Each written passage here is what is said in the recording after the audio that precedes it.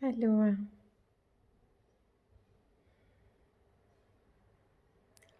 j'étais en train de me reposer.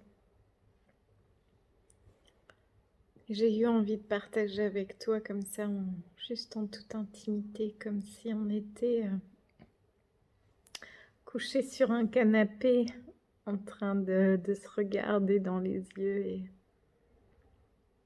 et de partager nos ressentis, nos visions, notre vérité, notre authenticité.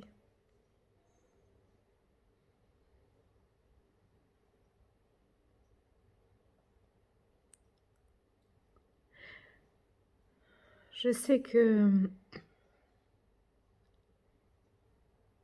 je vais te parler de moi et je vais te laisser voir si ça résonne chez toi. Je sais que j'aspire à une qualité de relation humaine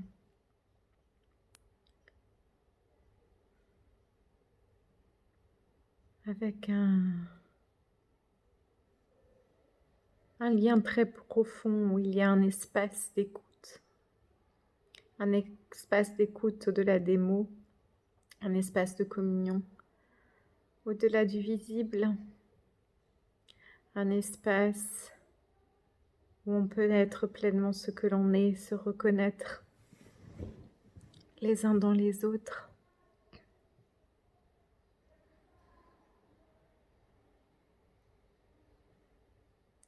Je sens profondément les êtres qui sont autour de moi, qui sont en ma présence. Il y a eu une version de moi qui, ces dernières années, se taisait.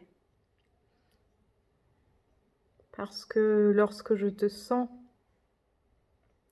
je sens peut-être même des choses que toi-même tu n'as pas envie de regarder en toi. Et peu importe si ces émotions sont conscientes ou non,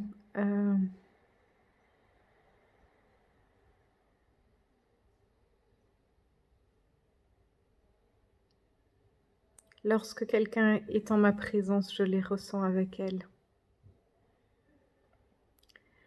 En tout cas, moi, il m'est invité à ne plus taire ce que je ressens et dans un espace de profonde écoute et de pleine compassion, pouvoir dire à l'autre, il y a une tristesse.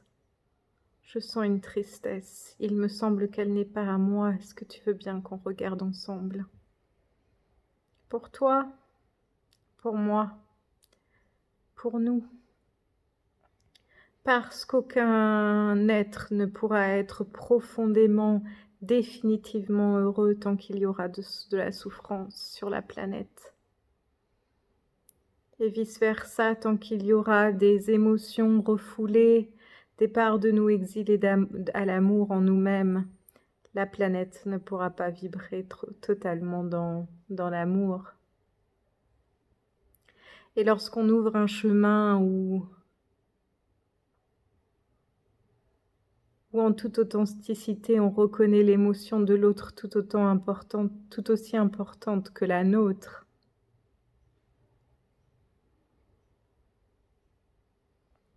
nous ouvrons un chemin où nous pouvons vraiment communier en tant que frères et sœurs, plus que frères et sœurs, en tant que ce grand un que nous sommes tous.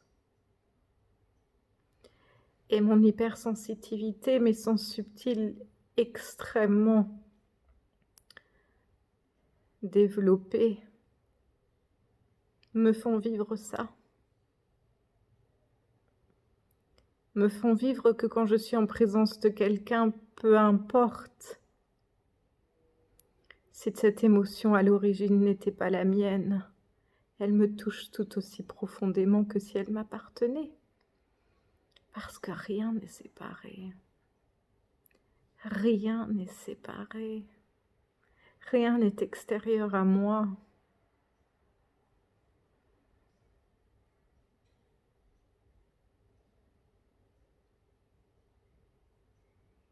Et en recevant quelqu'un l'autre jour, au début, je n'ai pas parlé.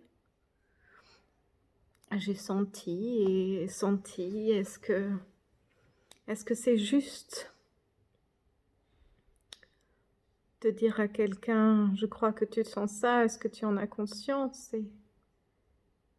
Et puis je me suis rendu compte plus tard, quand j'étais seule et que j'étais en train de transmuter cette tristesse, que oui, c'est juste.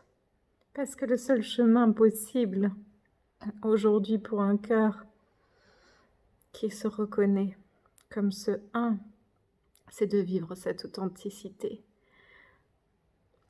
Et quand je vis cette authenticité, c'est un cadeau que je me fais à moi-même et c'est un cadeau que je fais à l'autre. C'est un cadeau que je fais à l'humanité où nous nous proposons vraiment de partager au-delà de toute limite, au-delà de toute convention sur ce qui peut se dire ou ne pas dire. Ou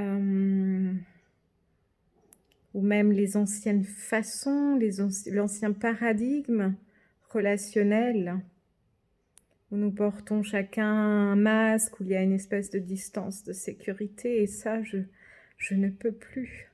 Je ne peux plus. C'est impossible. Parce que je me souviens d'où je viens. Et de là où je viens, nous communions au-delà des mots. Et ça, c'est aussi quelque chose que je sens vraiment avoir de plus en plus besoin de moments où je suis en présence, sans parler. On se sent. Et si je le sens, je pense que je ne suis certainement pas la seule à le sentir. Alors je t'invite à voir en toi quelle est cette nouvelle façon, plus authentique, plus juste, d'être et d'être en relation. Quelle que soit la qualité de la relation, homme-homme, femme-femme, ami, amoureux, professionnel, peu importe. Moi, je ne peux plus. Il n'y a que la pure authenticité de mon cœur qui peut partager, jaillir, s'exprimer. Le reste n'a plus de place.